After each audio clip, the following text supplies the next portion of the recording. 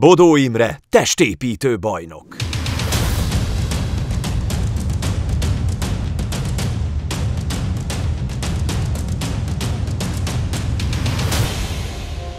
Aki bodybuilder versenyzőként, illetve sportrendezvények műsorvezetőjeként vált ismertté, és egy egész országot oktatott a táplálékkiegészítők helyes használatára, amelynek során a kimagasló sportteljesítmény és a látványos, illetve versenyképes fizikum volt fókuszban.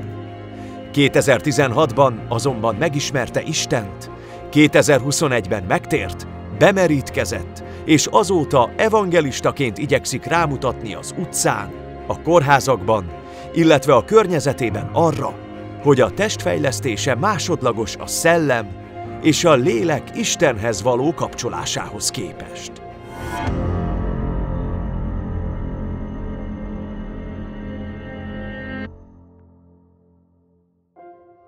Sziasztok! Isten áldjon benneteket egy csodálatos helyen, és egy különleges helyen vagyunk. Éjfél üt az óra, és egy 0-21 órás konditeremben forgatunk. Egy olyan emberrel, aki élsportoló volt éveken át, önmagát imádta egy idő után, ma pedig Jézus Krisztus az élete középpontja. Hogy hogyan jutott el onnan idáig, azt fogja nekünk elmesélni ma este Bodó Imre. Szia! Sziasztok! Hello, Isten áldjon! Nagyon megtisztelő, hogy elfogadtad a meghívásunkat. Nekem megtisztelő a meghívás. Megmondom neked őszintén, hogy amikor megláttalak, azon gondolkodtam, hogy te jó ég, ez az ember Krisztus katonája, és senki nem gondolná rólad. Most bocs, hogy ezt mondom, de a testépítőkről nem azt gondolják, hogy Jézus Krisztusért élnek és égnek, és egy élő példa vagy rá, hogy ez azért nem így van. Igen, a megtérésem előtt nekem is volt egy ilyen torz elképzelésem, hogy a keresztény emberek azok így meg úgy néznek ki, tehát rá van írva valószínűleg a homlokukra. És amikor megtértem, és bekerültem egy nagyon jó közösségbe, egy építő közösségbe, akkor döbbentem el, hogy pont ugyanolyan emberek vannak ott is, mint a világban. Abszolút.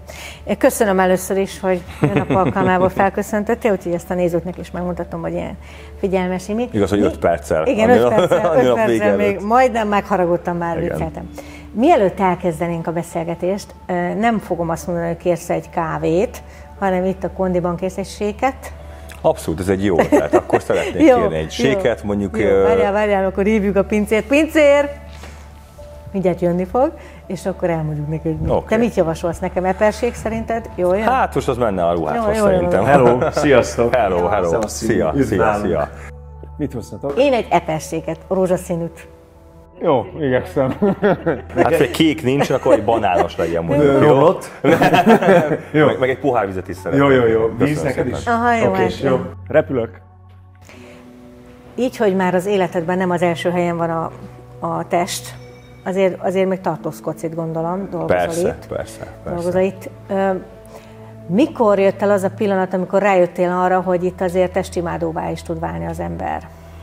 Egyébként nem olyan rég, persze, egyértelmű. Tehát megtérésem előtt ez fel sem merült. Sőt, hát én, ha belegondolok, ugye én 97-ben kezdtem el edzeni, és nagyjából ilyen 2005 óta vagyok benne a köztudatban, mint versenyző testépítő, és 2005-től 2020-ig ezt nagyon komolyan hirdettük is, tehát nem az igét hirdettük, hanem ezt az életmódot. Ugye az egészséges életmódot, a tudatos táplálkozást, az izomzatnak a karbantartása volt ugye az előtérbe, de valójában azért nagyon sokan elkezdtek komolyan edzeni, komolyan gyúrni, komoly izmokat felszedni, komolyan fizikumot kiépíteni, és ennek most megtérten kezdtem észrevenni azokat az elemeit, hogy akár ezt egy bávány imádásnak is fölfoghatjuk, hogyha az ember átesik a ló túloldalára. De hogy miből veszel észre, hogy átestél a másik oldalra? Sokat nézed magad a tükörbe, vagy? Nem, igazából az is. Egyébként ráhibáztál, abszolút. Ha magamból indulok ki, akkor még sétáltam az utcán, és ha ilyen, ilyen kis feszülős póló volt rajtam, és elmentem egy kocsi mellett, akkor képes voltam visszamenni és megnézni. Oké, ez így jó, és akkor mentem tovább. Tehát ez az első, valószínűleg a tükör. De akkor ez így nem tűnt fel, hanem ez így teljesen természetes volt, hogy ezt most... Azért éreztem, hogy ez így nem egészséges, hogy olyan tükör nincsen, amiben azért ne nézném meg magam. Igazából egyébként nem feltétlenül a tüköröknek a használata itt a legfájóbb pont, hanem az, amikor mindent ez alá rendelsz, és nem vagy versenyző. De a versenyzés is, tehát egy olimpikon versenyző független a sportágától kénytelen mindent ez alá rendelni, különben sose lesz olimpikon, és sose lesz olimpiai aranyérmes vagy első 3 helyezett.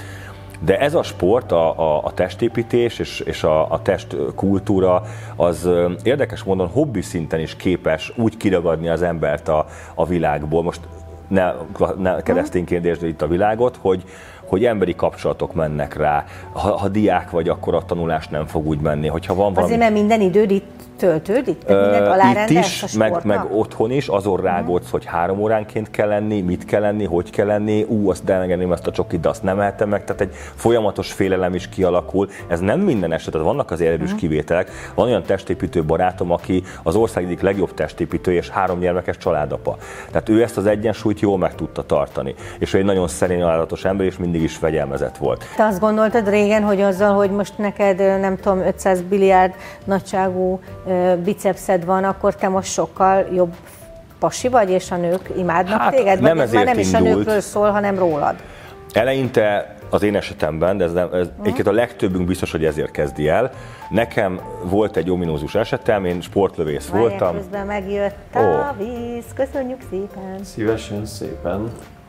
Tessék, a víz. Edzés de után jól jól néz is. ki. Tiéd a rózsaszín. Köszönöm. Az kevésbé habos, de ez jó habos. Köszönöm szépen. Köszönöm. Pont az enyém nem lett habos. Neked könnyű, mert edzés után vagy. Most edzés én mit után most be is épül. Én most mit Jó, iszok? De én most fehérjét iszok. Fehérjét túlmixolsz. És akkor Méghozzá jó, teljesen leszek abból ettől gyorsan? Hát nem, ez... ma szuperül edzettél, bár mondjuk nem éjfélkor. Ez fehérje. Tényleg, hogyha valaki csak úgy iszogatja a fehérjét, és nem edz, akkor egészséges. Nem. Tehát a csak fehérjétől nem fogsz hízni, ráadásul egészséges. Egy csomó olyan... Tehát akkor ezt lehetne mindenkinek innia? Így van. Van olyan kutatás, ami háziasszonyokat vizsgálnak, akik nem sportolnak, csak az, hogy napi 1 pohár teljesó fejét megisznak, mennyi életvitel, vagy mennyi olyan biokémiai funkció indukálódik benne, ami használ az egészségének. Tehát ez egy egészséges dolog. Most egy vitamin szedve gyakorlatilag. Akkor én mostantól ilyet fogok. Én most meg sütök magamnak egy tojást. Na jó, nem hozhatok valamit, annyi vagy minden van itt beszélgettek? már, nem. Jó, Nem, tele ez vagy jó cumóval. lesz, Jó, igen. Ezt ide leteszem, jó? És akkor... Én nem teszem Ahova le, de gondolod. jó leszek. Na, sziasztok! Tehát lehet, hogy elsősorban a nők miatt kezdik el a férfiak, és aztán átvált az egész A nők miatt is, meg az önértékelés miatt, mert én speciál, az én esetemben ez úgy volt, hogy olyan gyenge fizikum voltam, pedig 3 éves korom óta sportoltam. Úsztam, atletizáltam, öttusáztam, abból jött a sportlövészet, és a sportlövészet. De akkor még nem volt ilyen vágyad, csak a sportért csináltad? De volt, mindig is volt. Tehát egész kicsi korom óta, amikor tudtam rajzolni, tehát 5 évesen én már testépítő embereket rajzolgattam egy füzetbe. És 90-es években jöttek ugye ezek az akciósztárok, a Arnold Schwarzenegger, a Sylvester Stallone, a Jean-Claude Van Damme, meg a Lorenzo Lamas, lehet, hogy sokan nem emlékeznek, de az egy sorozat volt, és mindig szembesültem vele, hogy így is nézhet ki egy férfi alkat, és akkor belenéztem a tükörbe, akkor rosszul éreztem magam, de voltam 12 éves. És egész kicsi koromban már ezeket a szuperhős figurákat, akár a Marveleseket, vagy ezeket le tudtam rajzolgatni, a Pókembert, és akkor külön megrajzolgattam a kis mellizmukat, egyébként jól rajzoltam akkoriban.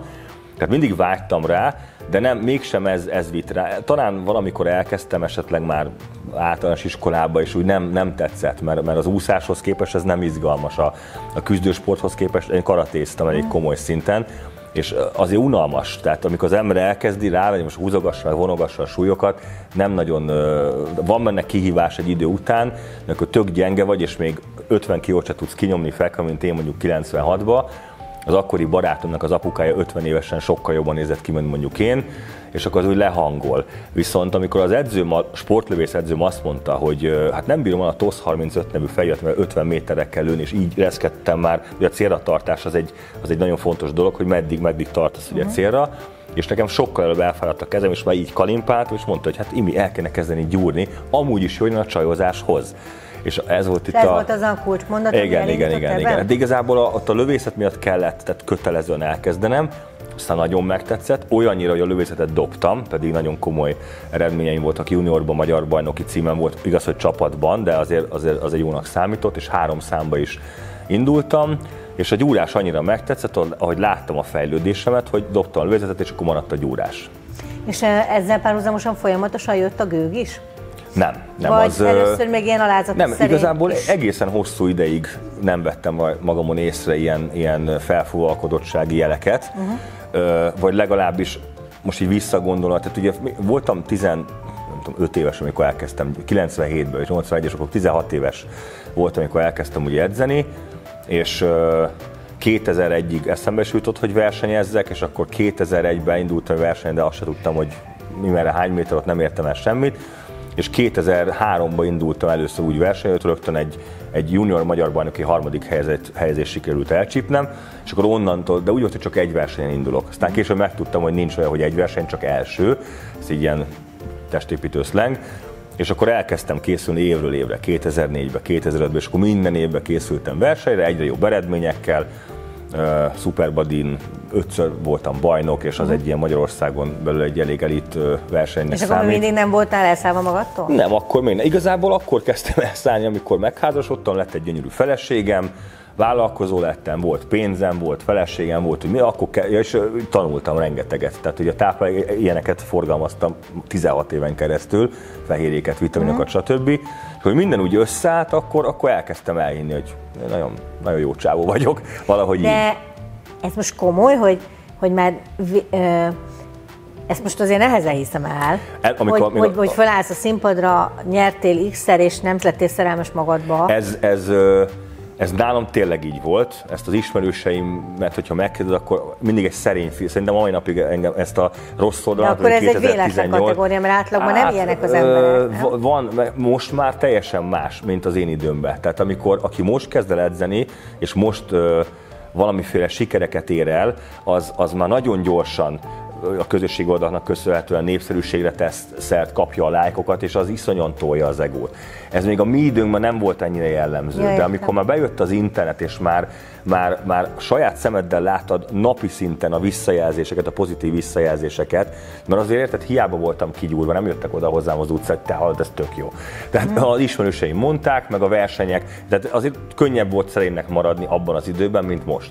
Most ugye a közösségi oldalaknak köszönhetően folyamatosan kapod a pozitív visszajelzéseket. De akkor igazából ez egy függés is okoz. Tehát, hogy nézzem a lájkot, nézzem Hogyne, persze. De hát az ugye, az egy külön sztori, hogy a közösségi oldalak és a testépítés, de valahol van összefüggés, hiszen a közösségi oldalaknak köszönhetően tudott így berobbanni, tehát ilyen szinten elterjedni, és valóban az a testkép zavar, ami ma egy nem gyúrós vagy nem fitnesses ember életében mondjuk 15 és 30 éves kora között így kialakulhat, hogy mi, akár én is, azt nyomtuk, hogy ha nem nézel ki így vagy így, hát akkor azért nem vagy igazán jó pasi, vagy a csajoknál nem vagy igazán jó csaj, és ezt így rátoltuk az emberekre így finoman. A feleséged is testépítő volt, ugye? Vagy a volt feleségem, igen. És aztán elváltatok. Miért? Így van. Úgyhogy mai napig tök jóba vagyunk. Igen, és általa kerültem. Ő is megtért, befogadta a szívébe, aztán az ő hatására is megtérted, ez egy későbbi sztori. De mire ment rá a házasságotok? Egy idő után elkezdtünk azon versengeni, hogy melyikünk a népszerűbb. Melyikünknek van nagyobb tekintély a fitness világban, és ez olyan amúgy... Tehát ez a fajta eltorzulás ő rajta is megjelent, meg rajtad is? Abszolút, mind a kettőnk. És ez a versenyzés után jött be? Vagy a lájkok ő még után? versenyzett, én már 2015 óta nem versenyzett. 17-ben még indultam egy versenyen, de csak ilyen keftelés volt, tehát egyáltalán nem érdekelt, hogy mi lesz a vége. 15-ig komolyan versenyeztem, és bejártuk a világot, vagy versenyeztünk, vagy expókon vettünk részt, vagy népszerűsítettük a sportot, vagy valami terméket, és nagyon nagy szeretet, és hát ilyen álszeretet, de nagyon nagy rajongás vett körbe minket, igen, és ebben szerettünk fürdeni. És ez automatikusan behoz rossz dolgokat. Tehát az, amikor én központúvá válsz, elkezded élvezni ezt a fajta, mondjuk úgy hamis szeretetet, vagy ezt a fajta rajongást, és amikor én is kimentem 6000 ember elé mondjuk egy nyári rendezvényünkön, és ott a mikrofonban műsorvezetőként, meg testépítő versenyzőként ott szórakoztattam a népet, akkor ezt én nagyon élveztem, de a házasságom meg közben romokban volt. Pont azért, mert azáltal, hogy elkezdtünk ezekre a dolgokra koncentrálni, nem egymásra, így bejöttek olyan dolgok, amiknek nem kellett volna bejönni, és egy idő után elhidegültünk egymástól. Míg az egész folyamat zajlott az életedben, meg az ő életében, egyetlen egyszer sem jutott eszedbe Isten? Tehát ugye el voltál a magad világában, életében? De azért jutott eszembe, mert egyrészt anyukám is megtért volt, mondjuk félig meddig élőhitű. A nagymamám az abszolút élőhitű volt, és ő folyamatosan evangelizált nekem. Az anyukámnak a legjobb barátnője, aki ma már ugyanott van a mi közösségünkben, de ő jár az eredeti közösségben, most már átjár hozzánk is. Ő is szerintem olyan 4 éves korom óta tolta nekem az evangéliumot, meg így visszagondolom, hogy evangelista vagyok, és evangelista képzésre is járok, és különböző kurzusokra, tehát nem csak egyre. Ott elhangzott egy olyan, hogy egy embernek átlag 14-szer 10 különböző embertől kell hallani az evangéliumot, mire megtér. És én végig gondoltam, hogy ilyen hányszor hallottam. Hát én biztos, hogy 100-szor hallottam, és a 10 különböző ember is megvolt.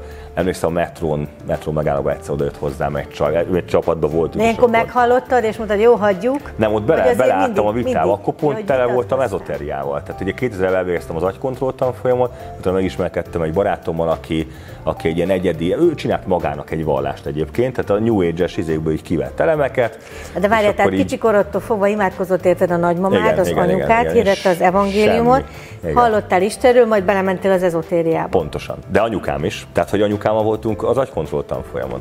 Sőt, amikor megtértem, akkor az agykontrollt azt nem is akartam. Akkor anyukád is inkább a vallásszinten volt, abszolút, nem pedig inkább az élő hitű. Nagymámnak ilyen sose jutott eszébe. Aha. Tehát a nagymám mindig Jézus Krisztus volt a fókuszban, meg egy kicsit Szűz Mária. De az anyukámnál azért ez jellemző volt, hogy a New Age-es dolgokat úgy szimpatikusnak találta. Hát ugye amikor az ilyen vallási nagy asztal, ilyen piasztér végül is, és akkor jó elemeket így összegyűjtögetjük. De hát ugye semmi az igazsághoz. És mit gondoltál akkor Istenről? Hogy van azért? Csak hagyjon téged végén? Vagy van egy Isten? Úgy voltam, mivel a New Age az azt sugalja, hogy valami van, ezért a valami vannal én is ki tudtam békülni. Tehát sosem gondolkoztam tisztán materialistaként, annak ellenére, hogy a tudományok közel állnak hozzám. Szóval a végzettségmegtekintő és technikus vagyok, akkor amikor jött ez a fitness terület, akkor rengeteg olyan sulit, meg kurzust végeztem el, meg különböző iskolákat, ami ezzel kapcsolatos, ez is tudományra épült, természettudományokra, biológiára, stb. De az sosem volt kérdés, hogy itt azért valami tervezettségnek kellett lenni. Tehát azt nem gondoltam, hogy ez csak úgy véletlen kialakult. És akkor univerzumban. Hát az tudod, az úgy könnyű. Azt sem tudtam, mit jelent az univerzum. Ugye egy szóra lett, de nem gondoltam bele, hogy ez most milyennek a háttere. Valami felsőbb energia, ufók, tehát mindenféle, csak ne a Bibliának az Istene legyen. És mikor jött ez a katarzis, hogy rájöttél, hogy van Isten? Amikor egyértelműen tudatosult bennem, az 2016-ban egy barátom evangelizált felém, aki Addigra már elváltál? Nem, akkor még pont ez az, hogy házas voltam. 18-ban váltam el, és ez a barátom, ez egy nálam magasabb, nem izmosabb, de nagyobb darab lett, magasabb, nagy, ilyen boxoló gyerek volt, egy ózdi csibész. És én ott azért ismertem, meg a sztoriait is ismertem, így hírből is, és valamikor ő megtért már tínédzserkorában, aztán kiment a világba, és akkor valamikor 2012 körül megint megtérhetett, és elkezdett lenyugodni. És láttam, hogy ő mindig olyan nyugodt, olyan normális, de nagyon zora a feje volt, gyűrött fülek, szóval ez a tipikus ijesztő alkat, akire nem gondolnád, hogy keresztény.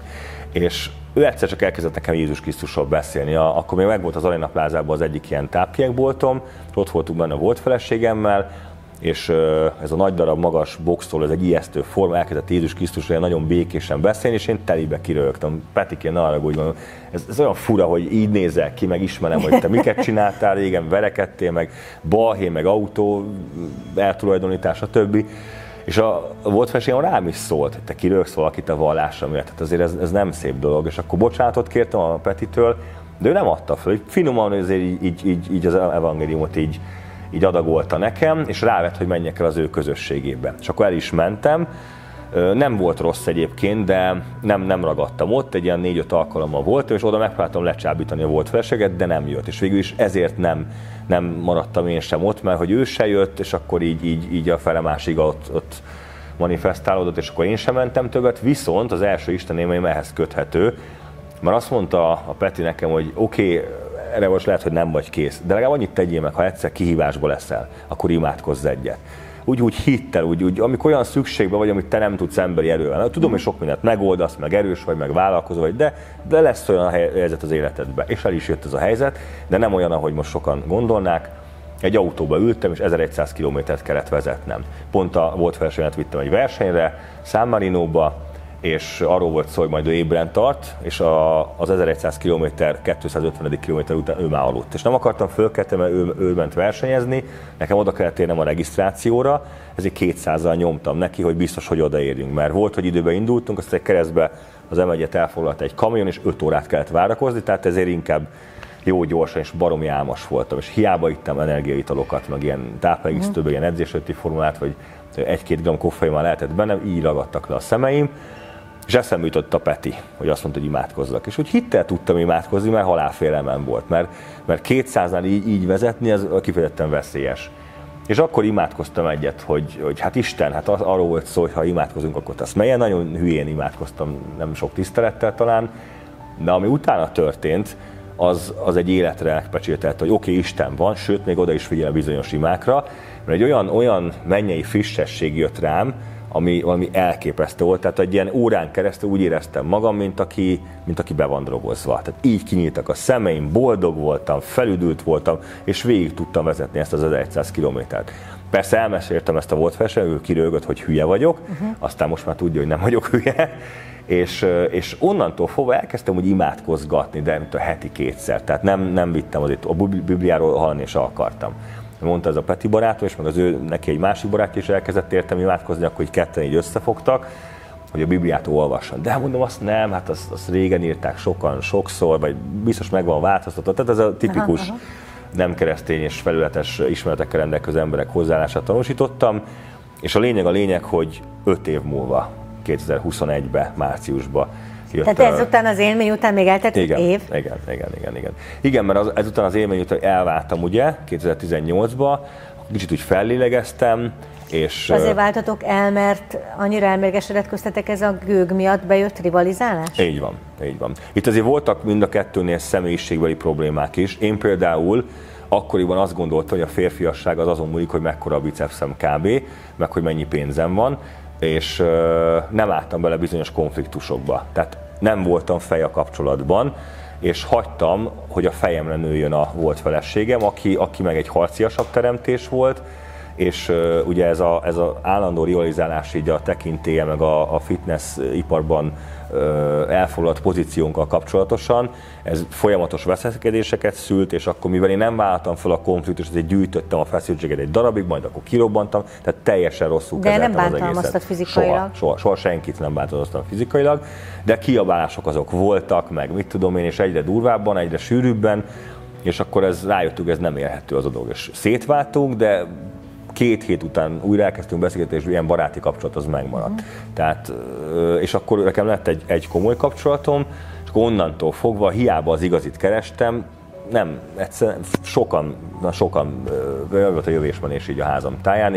De most visszatérve arra az egy mondatrészedre, hogy akkor azt hitted, hogy ez a férfi, akinek ekkora bicepsze van. Ma mit mondasz, hogy ki a férfi? Kit tartasz? Hát egyrészt semmi köze a fizikumhoz, ezt le lehet szögezni, tehát ha 160 centi vagy és 40 kiló, attól te még ha itt és itt rendben vagy, akkor te egy igazi férfi lehetsz. Honnan tudod, hogy rendben vagy? Mit jelent rendben lenni? Szerintem a hit az fontos, de a hit az ugye ebben az esetben nem feltétlenül kereszténységet jelent, az nagyon fontos, és minden embernek égetően szüksége van rá, de az embereknek ugye a hite, mondjuk egy sportolónak vagy egy vállalkozónak, hogy hinni valamiben, ami még nincs ott, amit még nem látunk. Hát egyébként Szent Ágostonnak volt is egy ilyen mondása, hogy ha elhinni azt, amit nem látsz, az lesz a jutalom, hogy majd megtapasztalod azt, amiben hittél, vagy valami ilyesmi. És, vagy ha zsidókhoz írt levél 11.1-ből kimerítjük ugye a Pálnak a szavait, hogy most ezt nem fogom idézni, de... A hit a remélet dolgok valóság, és nem látod dolgokból meggyőződés. Nem remélet dolgot valóság, nekem más fordításban, hogy a remélet dolgok való bizonyosság. Igen. És hogyha ez a hit megvan az emberekben, akkor nagy dolgokra képesek. De ha ez a hit Jézus Krisztus irányába megy, hát akkor minden oké lesz. Jó, de ez lehet egy nőben is, ettől még nem férfi a férfi.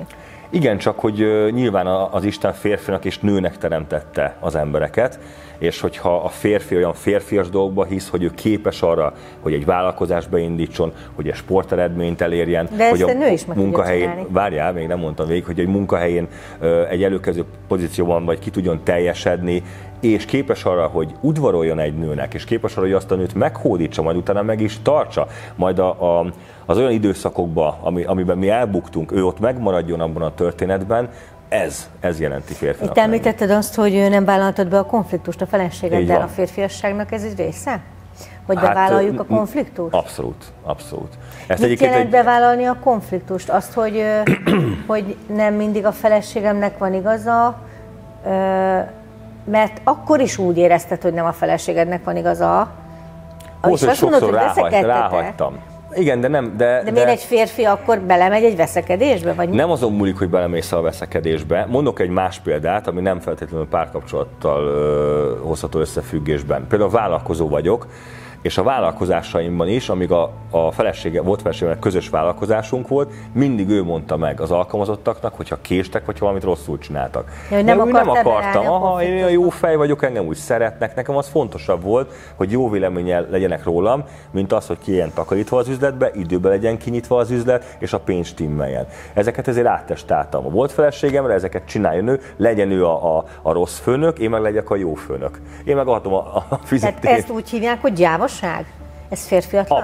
Abszolút, igen. És az egész életem egyébként körülbelül 1 évvel ezelőttig ez így zajlott, és egy férfi alkalmon ültem éppen a közösségembe, aminek az volt a cím, hogy a konfliktus kezelő, vagy a férfi, aki beláll a konfliktusba, vagy valami ilyesmi, meg a legyél fej egy kapcsolatban is ugyanerről szól, csak az konkrétan párkapcsolati dolgokról, ez meg úgy az élet egyéb területeiről, és ott döbbentem rá, hogy hát én akkor eddig nem nagyon voltam jó, igazi férfi, mert oké, hogy nagy darab vagyok és erős, de én kerültem mindig a konfliktust. Egy férfi szerinted védelmez is? Kötelessége, persze. Akkor te nem is voltál védelmező? De védelmező. Kipattam, volt, hogy ugye műtöttek többször a hasamat, és vitt a volt feleségem kontrollra, és ezt napokban pont fölhoztuk egyébként, mert ugyanarra azon az útvonalon mentünk, és a újdonsült férjével, és akkor na itt történt ez az eset. Valaki át akart menni, ugye akkor még szőke volt ugye a volt feleségem, és akkor rászóltak, hogy hülye szőke, PICA. És akkor egyből kipattantam a kocsiból. Tehát, hogyha arról volt szó, hogy meg kell őt védeni, vagy más irányba, én azt a konfliktus helyzetet nem szerettem, ahol a szeretteimmel kellett komfortálódni. És akkor esetleg az mérgezi a hangulatot. Meg úgy voltam, hogy a béke jegyében inkább hagyjuk rá, aztán majd megoldódik valahogy. Tehát a férfiasságnak nem jele, ha törekszik erre a fajta békességre? Szerintem, hát a békességre törekedjünk, a békesség az fontos. Csak a kérdés az, hogy hol van az a határ, ahol azért meg kell húzni egy vonalat, hogy na eddig és nem tovább.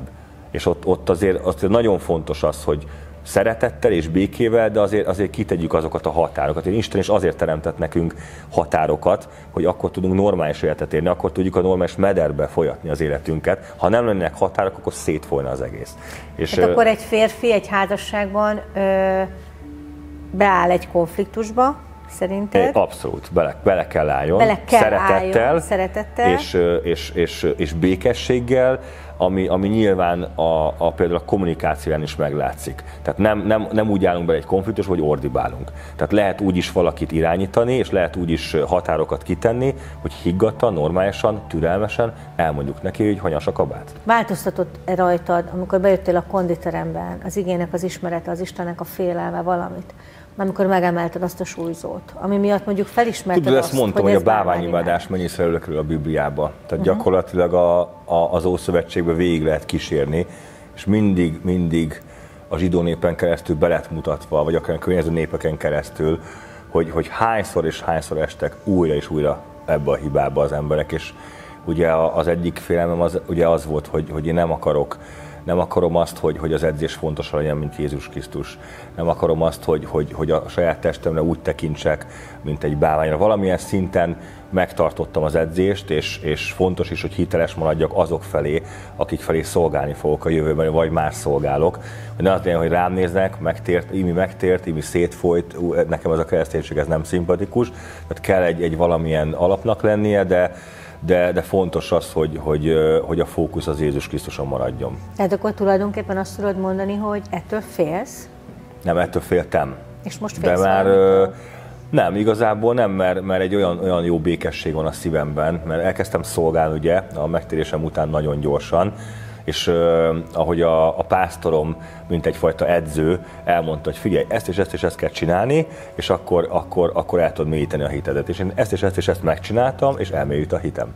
Tehát elkezdtem szolgálni az utcán, aztán egy kórház misszióba, aztán most egy videós projekten dolgozunk, de az elsőt azt már januárban így előttem, így a karácsonnyal kapcsolatban, és tényleg az, hogy ahogy az igét olvasom, és ahogy mások felé szolgálok, és hogy közlöm Jézus örömhírét másoknak, és az önképzés, meg a képzésekre, hogy eljárok, ahogy azokat az ellentéteket, ami a természettudomány versus mondjuk teremtéselmélet, hogy ezeket a szellemi magaslagokat szépen le tudjuk szorítani egy jó beszélgetés alapjainak megteremtéséhez, azok annyira jól működnek, és persze az ima.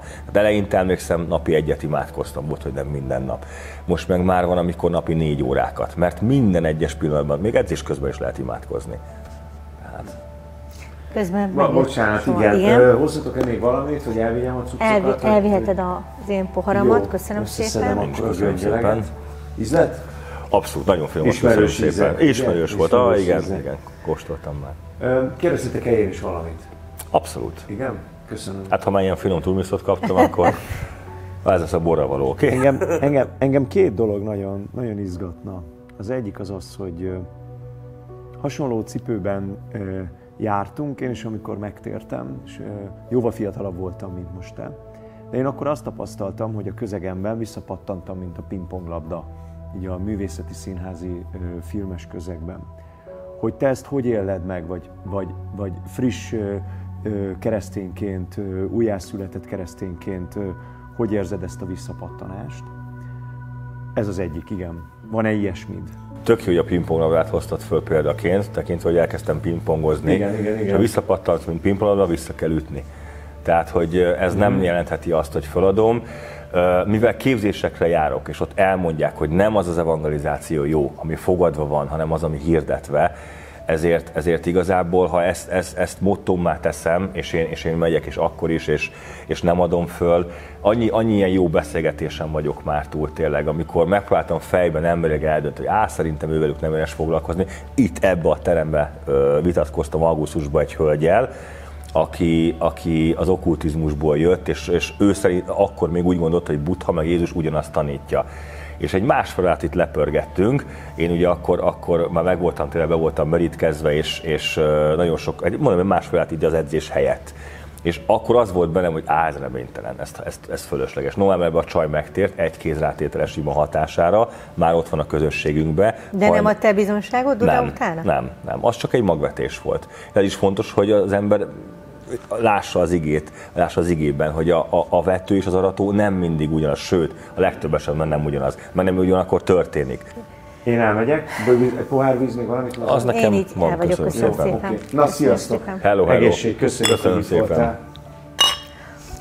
Hogyha így zárszóként kéne valamit mondanod, mondjuk néznek bennünket keresztény férfiak, akik küzdenek mondjuk a énképzavarral, vagy netán gondolkodnak, hogy elmennek edzeni, vagy már edzenek, vagy éppen gondjaik vannak a nőkkel, vagy a paráznassággal, vagy a tisztátalansággal, vagy a pornográfiával, vagy az önimádattal, stb. Mindennel, ami most ennek a világnak az egyébként felfokozottan a szüleménye, és ennél csak rosszabb lesz. Mi az, amit tudnál tanácsolni, hogyan védekezzenek ezzel ellen? Egy nagyon jó mondatod volt egyébként, ezt gondolom el fogod most is mondani az ige kapcsán, de mi az, amit így összességében tanácsolnál nekik? A rendszeres ima, a rendszeres ige olvasás, és a közösség és a szolgálat. Be kell vállalni. Tehát én a testvéreimnek is, szerencsére a testvéreim is megtértek, és nekik is mondta, hogy ez olyan, mint az edzés. Tehát, hogyha izmos akarsz lenni, akkor heti 3-4-szer ott van a helyed a konditorban, edzeni kell. Otthon nem fogod tudni. Veszel expandereket, meg ilyen gumiköteleket, meg ilyen bohóckodni lehet, de edzeni normálisan edzőteremben lehet, meg sportpályán lehet, meg olyan helyen, ahol azt azért építették, mert erre való.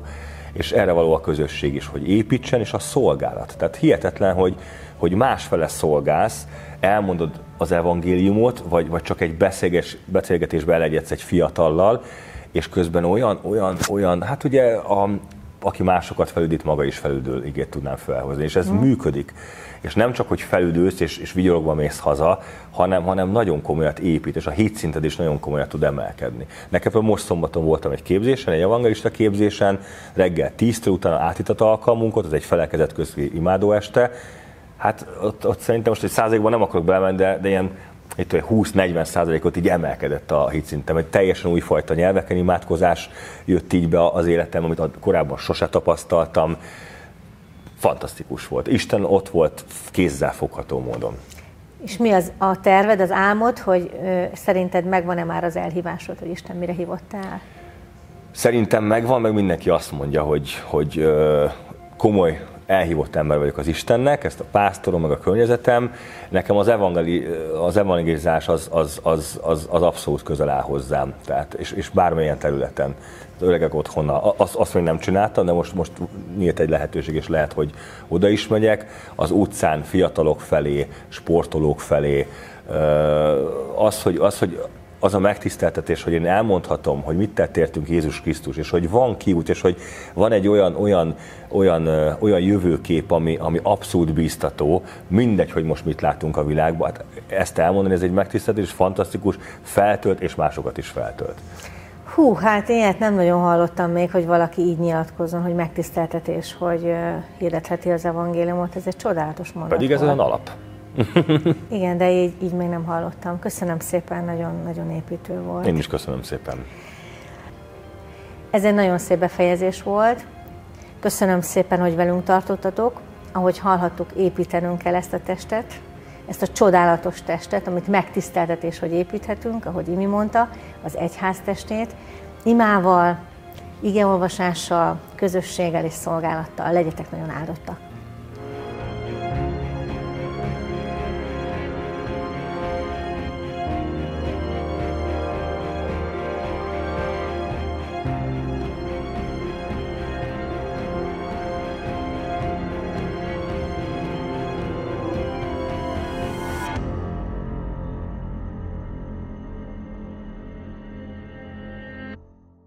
Ha tetszett a műsor, ne felejts el feliratkozni a csatornánkra, lájkolni, kommentelni, megosztani, és extra tartalmakért cserébe támogatni minket a Patreon oldalunkon www.patreon.com/pincérkém.